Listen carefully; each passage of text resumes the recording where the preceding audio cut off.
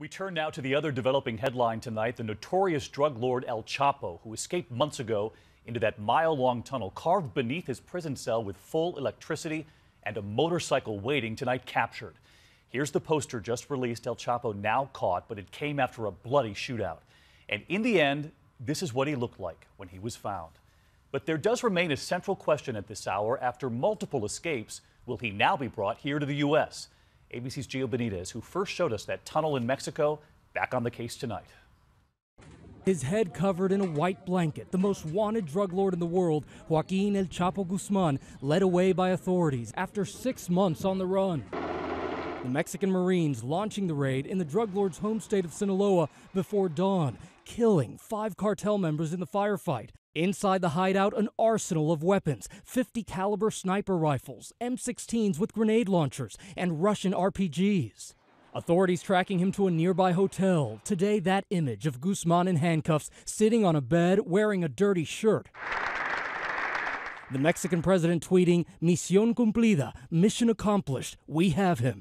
His July 11th escape through a tunnel under his jail cell, practically caught on camera, humiliated Mexican authorities. That camera capturing him pacing back and forth, removing his ankle monitor, going to the shower area where he ducks and disappears. ABC News was the first American network inside that cell. We are entering the Chapo's cell. There's that camera.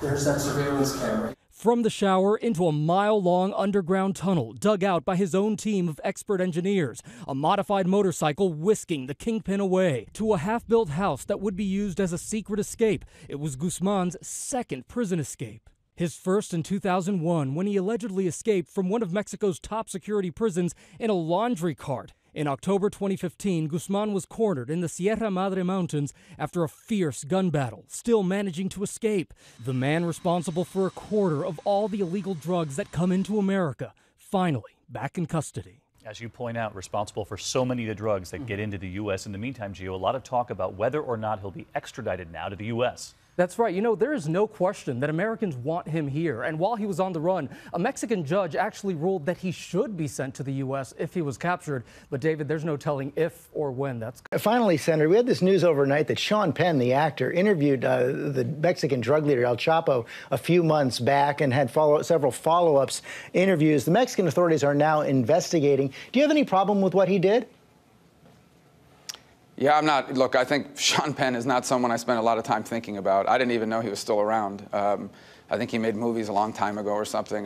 He interviewed El Chapo. I guess used the interview that he had in order to find him. Or the Mexicans did. That's fantastic. I hope they extradite El Chapo to the United States. And, you know, if one of these American actors who have benefited from the greatness of this country, who have made money from our free enterprise system, want to go fawn all over a criminal and a drug trafficker in their interviews, they have a constitutional right to do it. I find it grotesque.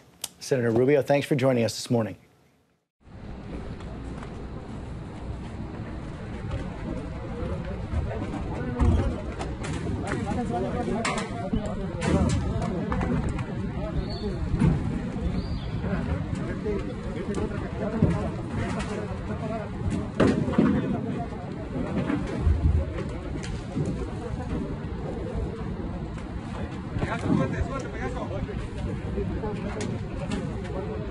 Sensational new twist in the saga of El Chapo, the infamous Mexican drug lord who escaped from a high-security prison and was caught just days ago. But look at this. We've now learned that before the Mexican authorities tracked El Chapo down, the actor Sean Penn found him first.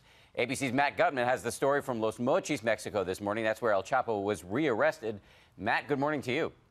Good morning, Dan. Apparently, Chapo Guzman so badly wanted a biopic made of his life that he invited Hollywood actors Sean Penn and Kate Del Castillo to his mountain hideout. Now, the result was Hollywood, but no biopic for Guzman and a pair of investigations by the Mexican Attorney General's office into those actors.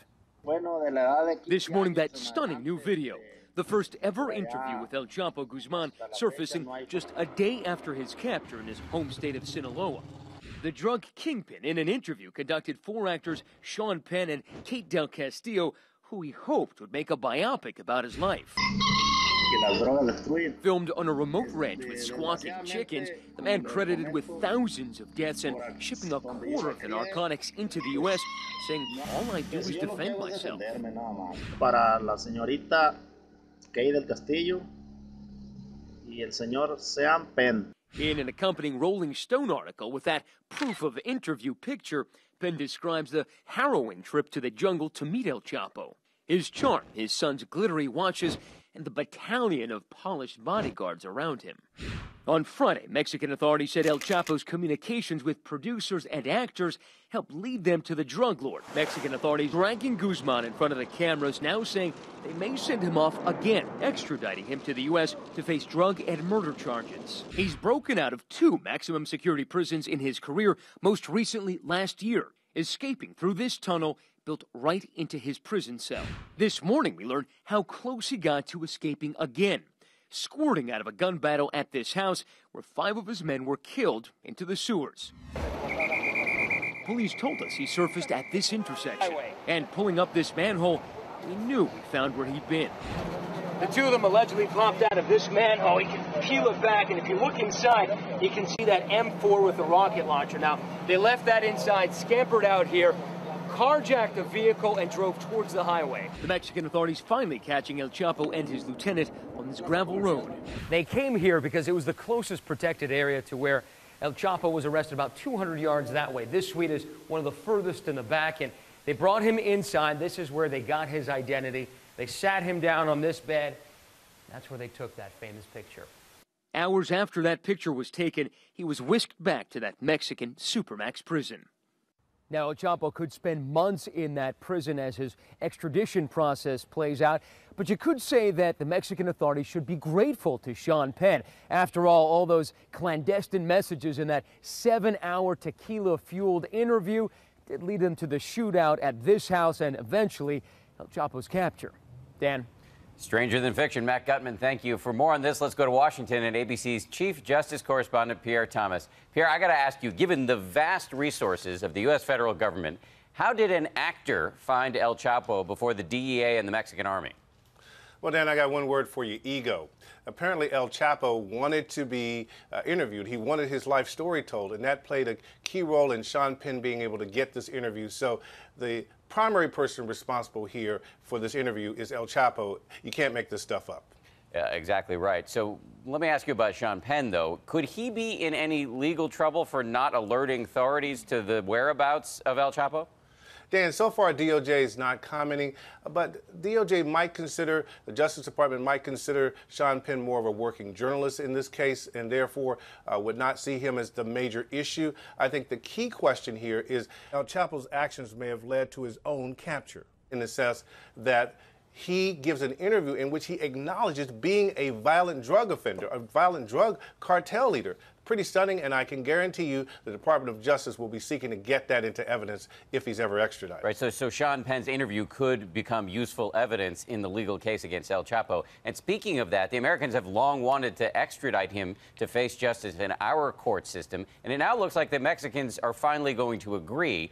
Is that, in essence, a way of admitting on their side that they just can't keep this guy behind bars?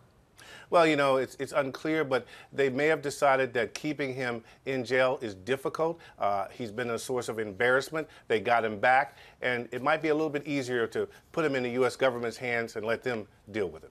All right, Pierre Thomas from Washington this morning.